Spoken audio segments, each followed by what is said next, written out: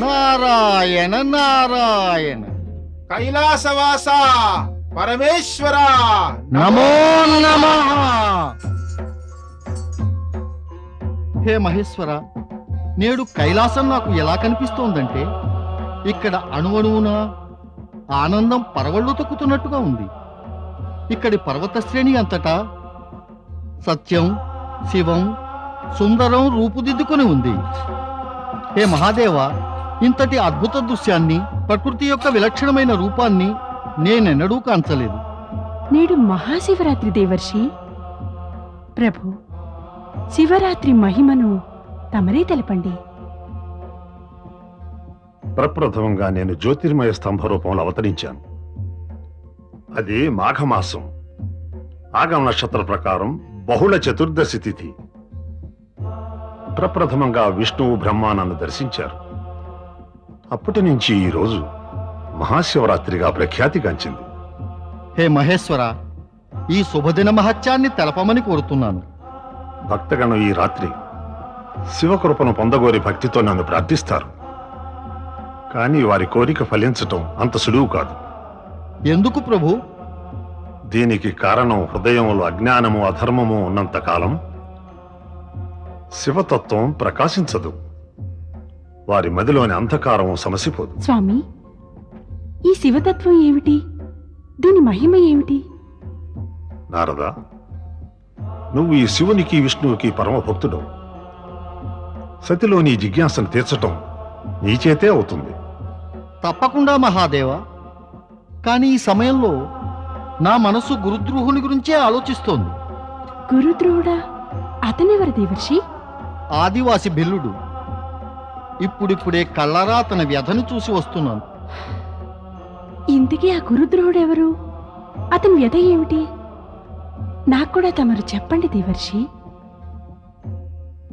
హే మహేశ్వర, అయితే మరి నేను సతీదేవికి ఆ బిల్లుని గురించి చెబుతాను, కానీ మీరు నాకు ముందొక విషయం చెప్పాలి. ఆ బిల్లుని విషయంలో జరుగుతున్నదంతా అదంతా తమరిలీలే అనుకుంటాను. నారాయణ నారాయణ. పరబ్రహ్మతత్వం తెలిసిన వారు ఇలాంటి ప్రశ్నలు వేరు నారదా. నువ్వు సతి జిజ్ఞాస ఏమిటో తీర్చు. మాత, గురుద్రోహుడు ఒక ఆదివాసి బిల్లుడు. అరణ్యంలో నివసిస్తూ పశుపక్షాదులను వేటాడి తన కుటుంబాన్ని పోషిస్తున్నాడు. నేడు అరణ్యంలో చూసిందేమిటంటే ఆ గురుద్రోహుడు ఒక జింకను వేటాడుతున్నాడు. జింక తప్పించుకుంది. గురుద్రోహుడు దాన్ని వెంటాడి వెంటాడి అలసిపోయాడు. దానిని ఎలాగైనా పట్టుకుందామని ఒక చెట్టు ఎక్కి నిరీక్షించసాగాడు. అప్పుడు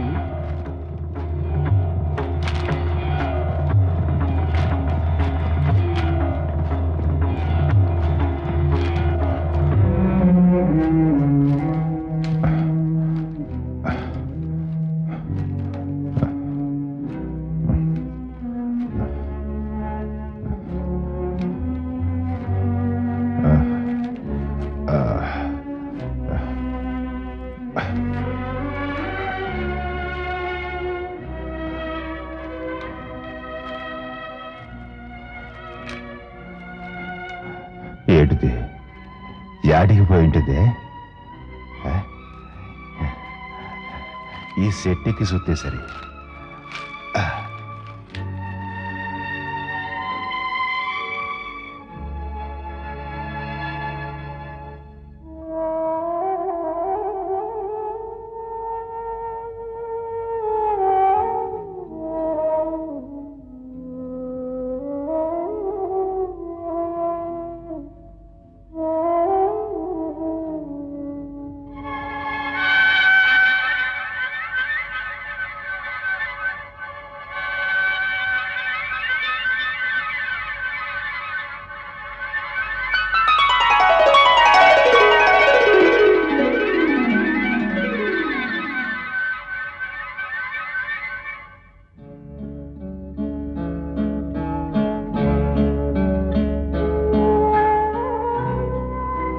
నీకిది న్యాయమేనా? అమాయక జంతువుని ఏటిగా బలి తీసుకుంటావేటి? నీకు ఏ నట్టం చేసిందిరా? దాని పానాలంబడి పడ్డావేటి?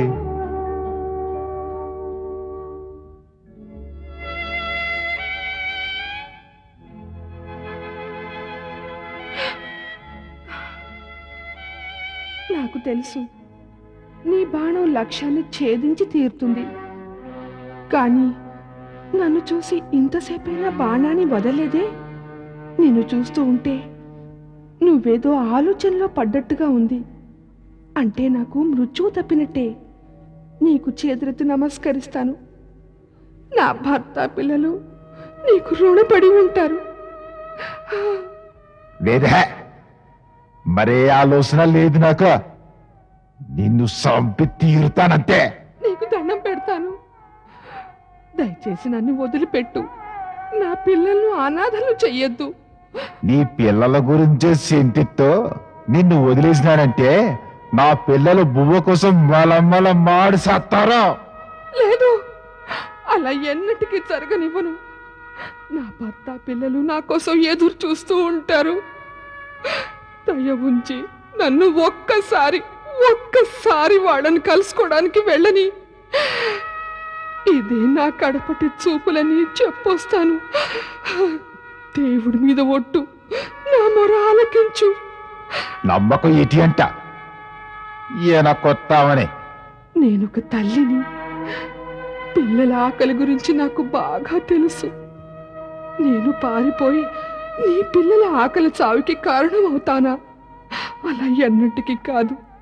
నేను వస్తాను, తప్పక తిరిగి వస్తాను. ప్రమాణం చేస్తున్నా. పానం మీద గుబులుతో ప్రమాణాలు పనిచెయ్యవు. ఆకలేసి కడుపులో ఎలకలు పరిగెత్తుతా ఉంటే నువ్వు నాకు అగుపించినావు. ఇప్పుడు ఒగ్గే నేటి ఎర్రి బాగులో నేటే.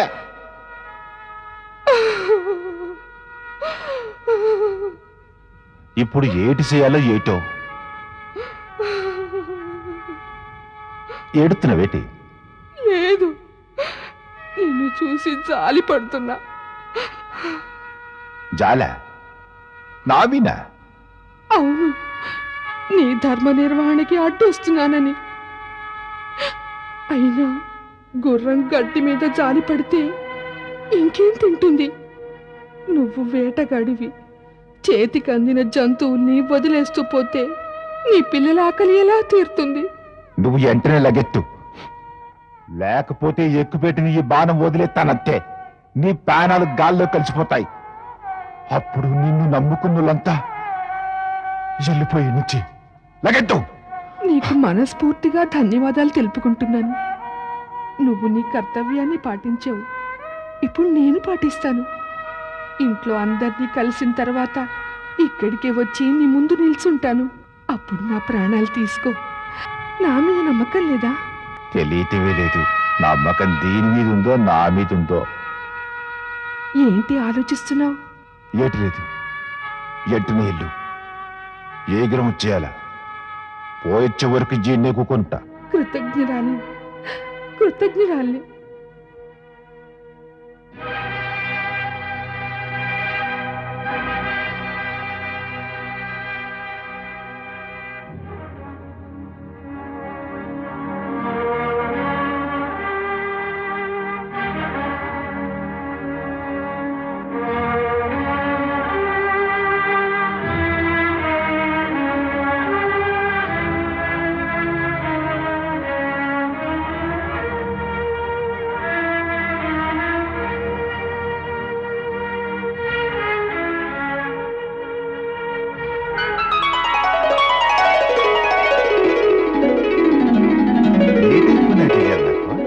ఈ దయ, జాలి, మాయ, కరుణ నా ఏదకి ఎప్పుడైనా తట్టినా ఏటి? ఎర్రి ముఖలు ఏటి ఆలోచనలో పిచ్చి గాని. ఇట్టాగైతే పిల్లలు ఏమైపోతారేటి? ఏటాటవే నా పనాయి, నా ధర్మం. ఎట్టా వదిలేతేనేటి?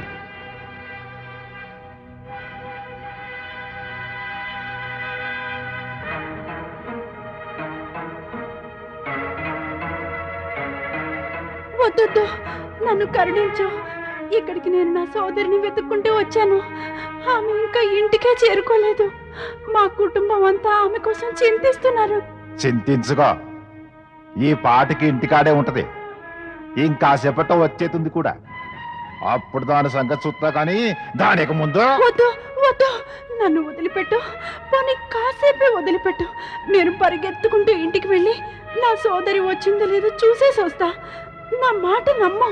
తప్పకుండా నీకు నా ప్రాణాలు అర్పించి నీ ఆకలి తీరుస్తాను. నిజం, నా మాట నమ్మవా? అట్టాగైతే నువ్వు వచ్చేదాకా ఈ చెట్టు మీద కూకొనుంటా. ఏదా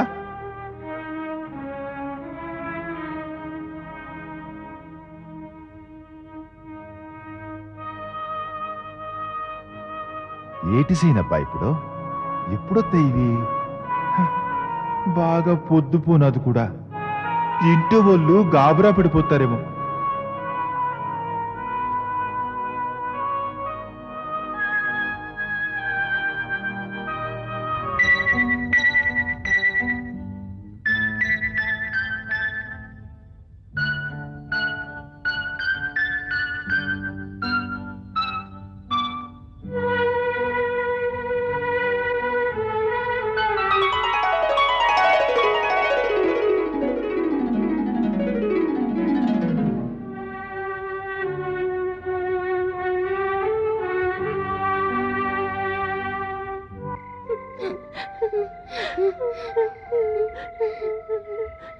అమ్మ ఇంకా రాలేదన్నా నాకు భయమేస్తుంది.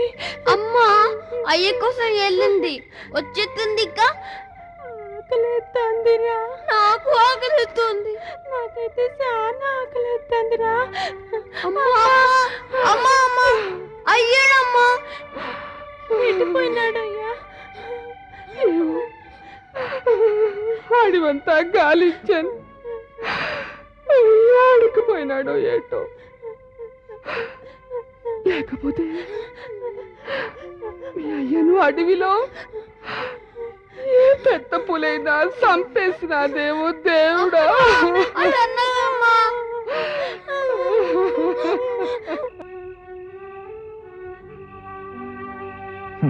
ఇంకేమొత్తాయేవి? నన్ను ఎర్రి బాగులను చేసి తప్పించుకు పారిపోయాయి. ఇట్ట కాసు కూసుంటే ఊరిగేది ఏటంట?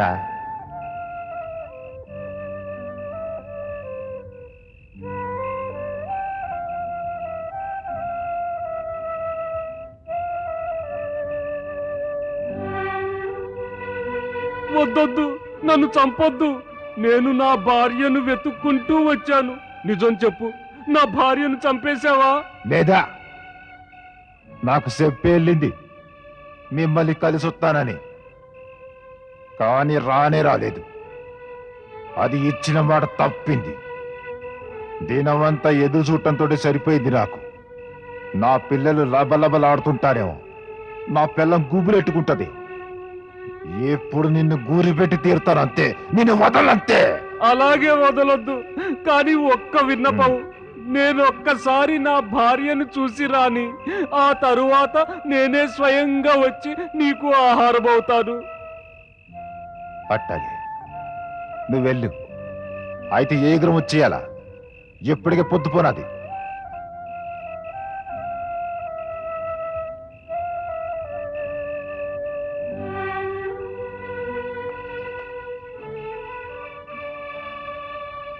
ఏటైంది ఏటైంది నాకు ఇయ్యాల? ఆ జింకన్నట్ట ఒగ్గేసిన నీటి ఆటిని చంపకపోతే నా రోజు ఎట్టా గడుస్తుంది అంట. అవి మాట తప్పకుండా వస్తానంటున్నాయి. వస్తాయి, తప్పకుండా వస్తాయి. అవి మాట మీద ఉంటాయి సరే. మరి మరి నా మనసు కూడా అంత గట్టిగానే ఉందా? అయితే ఆటిని చంపలేకపోయానే. ఎందుకు చంపలేను? ఆటిని చంపకపోతే నాకు రోజు ఎట్టా కొడుతుంది ఎట్ట? ఎన్ని జంతువుల్ని చంపలేదు నేను. ఇదేమన్నా కొత్త ఏటి నాకు? ఏటాడక ఇంటో తొంగునుంటే పెళ్ళాం పిల్లలు పస్తులతో సావాల్సిందే. నిజమే, కానీ నాకేటయింది? నాలో ఈ దయ్యా కరుణ వచ్చి తికమక పెట్టేస్తున్నాయి. ఈ దయాకరణతో మెత్తగబడిపోతే ఇక నేను నా పెళ్ళాం పిల్లల్ని పోషించినట్టే.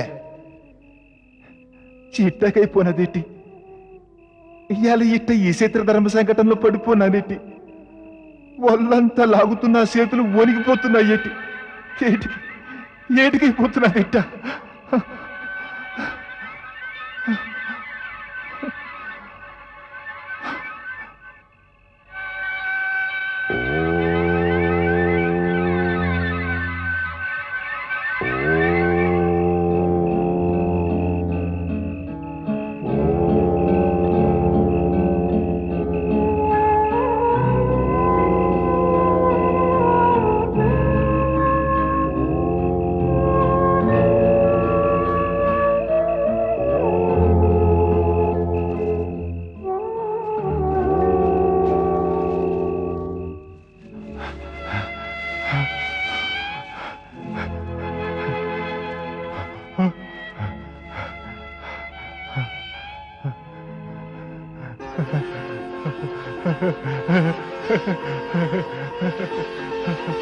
ప్రభు, నువ్వా? ప్రభు, ప్రభు,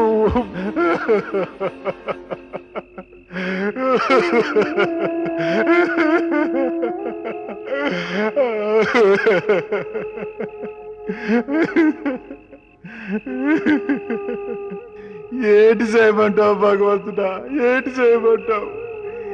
ఈ మూగ జంతువులు చంపడం నాకు ఇష్టమే లేదు. మరి నా పిల్లల్ని పోషించుకోవడానికి నేను ఈ పాపం చేయక తప్పదు. నువ్వే చెప్పు ప్రభు, ఏటి చేయమంటావో? ఇట ఈ జంతువులు చంపడం పాపం అయితే, అట్ట నా సంతానాన్ని ఆకలికి మార్చి చంపేయటం కూడా పాపమే కదా ప్రభు. మరి ఏ పాపం చేయమంటావు దేవుడా? ఏ పాపము చేయకుండా ఏటి చేయమంటావు దేవుడా? నాకు దారి చూపించు దేవుడా, నాకు దారి చూపించు దేవుడా. నా పిల్లల్ని రక్షించు దేవుడా. ఆ బిల్లుడు కన్నీరు మున్నీరై విలపిస్తున్నాడు, నీ సహాయాన్నే కోరుతున్నాడు. అతని వ్యథను దూరం చెయ్యి మహాదేవ. అతనికో మార్గం చూపించు స్వామి. దేవి సతీ, ఈ విషయంలో నీ ఉద్దేశం ఏమిటి? తన కర్మను కాదని తన పరివారాన్ని కష్టాల పాలు చేసి సరైన పనే చేస్తున్నాడంటావా? అతను సందిగ్ధావస్థలో ఉన్నాడు స్వామి. అతని చేత్తో అనుకోకుండా బిల్వపత్రాలు శివలింగం పైన పడ్డాయి. కనుకనే అతని హృదయం పరివర్తనమైంది. ఆ క్రూరుడు దయాళుడయ్యాడు, అచేతనుడై ఉన్నాడు. దేవర్షి నిజమే చెప్తున్నారు ప్రభు. తమరే అతనికి మార్గదర్శకులు కావాలి, ధర్మాన్ని బోధపరచాలి.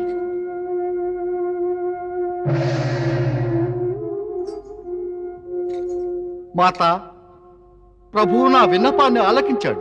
నా ప్రార్థన సార్థకమైంది. ఇప్పుడు ఆ బిల్లుని వ్యథ తప్పక తీరుతుంది. నారాయణ నారాయణ నారాయణ. నాకు మంచి బుద్ధి దేవుడా, నా పిల్లల్ని కరుణించు. నన్ను కాపాడు శేఖరా, నన్ను కాపాడు.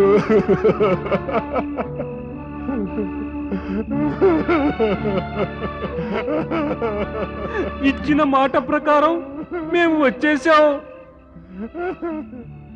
నీ విల్లుని ఎక్కుపెట్టు, నీ కర్తవ్యాన్ని నిర్వర్తించు.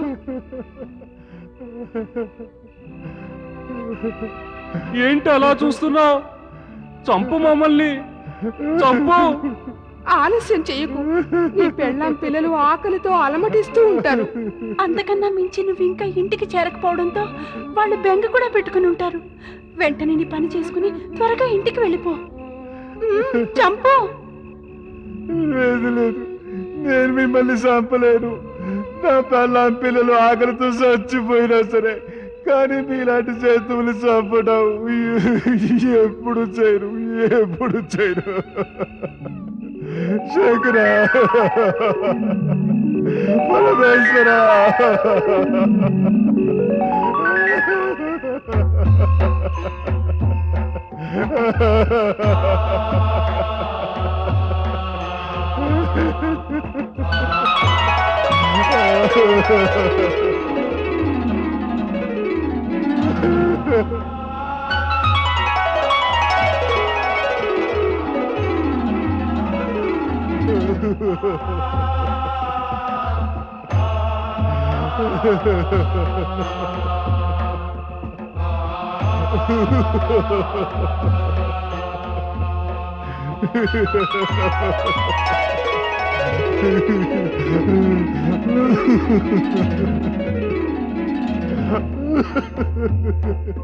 వత్స,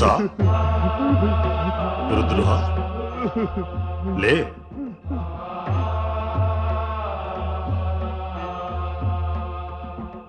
రావత్స. ప్రభు ప్రభు ప్రభు ప్రభు ప్రభు, నువ్వు నా పోటీ వాడికి దర్శనం ఇచ్చినావా ప్రభు? ఈ పాపిస్తోడి మీద ఎంత కరుణ ఎందుకు ప్రభు? నాకు ఇంత యోగం లేదు ప్రభు, ఇంత యోగం లేదు. గురుద్రోహ, హత్య చేయటం పాపమే, కర్మను పాటించకపోవటం కూడా పాపమే. అయితే నీ కర్మే అలాంటిది. నీకిష్టం లేకపోయినా పాపంలో నిన్ను భాగస్వామిని చేస్తుంది. ఇక నీకు ఈ పని చేయవలసిన అవసరమే లేదు. ఈ పాపమే నీ అంతరాత్మను పక్కదారి పట్టిస్తోంది. ప్రభు, ఇంతకీ నీ కృప ఈ హీనుడి పని ఏటికి ప్రభు, ఏటికి ప్రభు? నేడు మహాశివరాత్రి. నేటి పర్వదినాన బిల్వపత్రాలతో నా పూజ చేసిన పుణ్యఫల స్వరూపమే నీ కాయకల్పానికి కారణం. ఇక మీ ముగ్గురు నేటి పుణ్యదినాన ఇచ్చిన మాటను అక్షరాలా నిలబెట్టుకున్నారు. ఈ దివ్య స్వరూపం దాని ఫలమే. మీకు మృగరూపం నుంచి సహజమైన రూపం తిరిగి ప్రాప్తించింది. ఓం నమః శివాయ. అయ్యా, మీ అందరి రూపాలే మారిపోయినాయి. ఇదంతా నీ భక్తి ప్రభావమే. ఈ మహాశివరాత్రి దినాన నీ పూజార్చనల ఫలస్వరూపమే ఇది. నీవు పాపాలన్నింటి నుంచి విముక్తుడవయ్యావు. ఇక శృంగవీరపురపు రాజు అయ్యావు. నేను రాజునా? అవును. నీ పరివారంతో అక్కడికి వెళ్ళి శివారాధననే మననం చేసుకుంటూ రాజ్య సుఖాలను అనుభవించు. త్రేతాయుగాన విష్ణు అవతారుడైన ఆ కోదండరాముణ్ణి దర్శిస్తావు. ఇక నువ్వు అతనికి అత్యంత ప్రీతిపాత్రుడిగా మసలుకుంటావు. చిత్తం పరమేశ్వర, చిత్తం. ఇక మీ ముగ్గురు దివ్యధామానికి పయనించండి. మీ ఆజ్ఞ ప్రభు. గురుద్రోహ, మహాశివరాత్రి దినాన నీవు శివారాధన చేసి శివభక్తుల ఇతిహాసంలో నీ పేరును చిరస్థాయిగా నిలుపుకున్నావు. శివభక్తులు ఎవరైతే మహాశివరాత్రి దినాన నీ కథను వింటారో వారందరూ నీవు పొందినట్టుగానే పుణ్యఫలం పొందుతారు. కళ్యాణమస్తు. ఓం నమః శివాయ. ఓం నమః శివాయ. శివుని కృపతో గురుద్రుహుడు అతని భార్య పిల్లలు శృంగవీరపురం రాజ్యం వైపు బయలుదేరి వెళ్లారు. ఓం నమః శివాయ.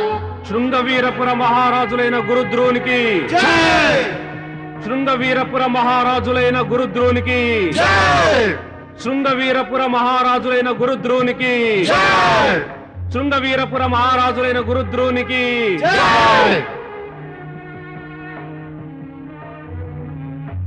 మహారాజా, శృంగవీరపుర ప్రజలు తమ వంటి శివభక్తులను వారి పాలకులుగా పొంది సంతోషంగా ఉన్నారు. మా మంత్రి, ఇదంతా పరమేశ్వరుడి కృపే. మరి నా కోరికేటంటే నా ప్రజలు కూడా ఎప్పుడూ పరమేశ్వరుని పూజించి ఆయన కృపను పొందాలా. వాళ్ళకి ఎట్టాటి కష్టం ఉండకూడదు. అలాగే మహారాజా. రాజ్యమంతటా ఓం నమః శివాయ ఈ పంచాక్షరీ మంత్రంతో మారుమ్రోగుతోంది. ఓం నమ శివాయ. ఓం నమ శివాయ. నారాయణ నారాయణ. మహామంత్రి చెప్పింది అక్షరాల నిజం మహారాజా. మహాశివరాత్రి పర్వదినాన తమరి మనసులో శివభక్తి జ్యోతి ప్రజ్వలించింది. ఆ ప్రభావంతోనే తమకి శివభక్తులైన ప్రజలు ఈ శృంగవీరపురం రాజ్యంగా ప్రాప్తించాయి. ఓం నమ శివాయ. నేను ఎట్టా మర్చిపోతాను దేవర్షి, అంతా జ్ఞాపకం ఉంది. నేను బెల్లద చెట్టు మీద కూర్చుండగా తమరు చూసి నారాయణ నారాయణ. నేను అక్కడి నుండి నేరుగా సతీశివుల దర్శనార్థం కైలాసానికి చేరుకున్నాను. రాజా, తమరు ఎంతగానో అదృష్టవంతులు. మహాశివరాత్రి పర్వదినాన తమరు చూపిన శివభక్తి, పశువధ విరక్తి కారణంగా శివభక్తిలోనూ ఇతిహాసంలోనూ తమరి పేరు చిరస్థాయిగా ఉంటుంది. స్వయంగా సతీశివులిద్దరూ కూడా తమరి శివభక్తిని ప్రశంసిస్తున్నారు. అంతా తమరి కృపే దేవర్షి. కాదు కాదు రాజా, ఆ పరమేశ్వరుని కృప. ఆ పరమేశ్వరుని కృపే ఉంటే అసంభవం కూడా సంభవమైపోతుంది. రాజా, తమకో రహస్యం తెలపాలనుకుంటున్నాను. ఏట రహస్యం దేవర్షి? యుగ యుగాల వరకు తమరు శృంగవీరపురాన్ని రాజ్యం చేస్తారు. శివభక్తితో పొందిన సిద్ధి వలన తమరి ఆయువు అపరిమితం అవుతుంది. తమరు త్రేతాయుగంలోనూ జీవిస్తారు. ఏడంటున్నారు దేవర్షి? నేను త్రేతాయుగంలో కూడా బతికి ఉంటాను. అవును రాజా, మహావిష్ణువు త్రేతాయుగంలో శ్రీరామునిగా అవతరిస్తాడు. అప్పుడు ఆయనకి తమరు సహాయం చేసి రామభక్తునిగా చిరస్థాయిగా నిలిచిపోతారు. ధన్యుని దేవర్షి, నిజంగా నేను ధన్యుణ్ణి. తమరు చేసిన ఈ ఉపకారానికి ఎప్పుడూ రుణపడుంటాను దేవర్షి. నారాయణ నారాయణ. నేను ఆ శివునికో చిన్న సేవకుణ్ణి. ఉపకారం చేసిందంతా పరమేశ్వరుడే రాజా. ఆయన ఇచ్చానుసారంగానే తమకు శివభక్తి ప్రాప్తించింది. ఇక ఆ ఉపకార రుణాన్ని తీర్చుకోవడానికి మీరు తమ రాజ్యమంతటా వాడలా శివమందిరాలను నిర్మించవలసి ఉంటుంది. దాంతో శివభక్తి ధ్యానం లోకమంతటా మార్మురోగాలి. అట్టాగే దేవర్షి, అట్టాగే. నేను రాజ్యంలో అన్ని మూలలా శివాలయాల్ని కట్టిస్తాను. శివరాత్రికి ఉత్సవాన్ని జరిపిస్తాను. ఇదంతా పరమేశ్వరుడి కృపే దేవర్షి. ఓం నమ శివాయ. రాజా, ఇది తెలుసా? ఈ ఓం నమ శివాయ ప్రభావంతోటే ఆ జింకలు రెండిటికి ఏం ప్రాప్తించిందో? వాటికి తమరే ప్రాణదానం చేశారు. లేదు దేవర్షి, తవరే చెప్పండి. మహాశివరాత్రి నాడు తమ మాట నిలుపుకుని శివభక్తిలో లీనం కావడం చేత అవి పశు జీవితాన్ని త్యజించి వెంటనే స్వర్గప్రాప్తిని పొందాయి. స్వర్గులకువా? అవును రాజా. ఇప్పుడు నేను స్వర్గలోకానికి వెళ్ళి వారికి కూడా ఓం నమ శివాయ మహిమను తెలుపుతాను. నారాయణ నారాయణ.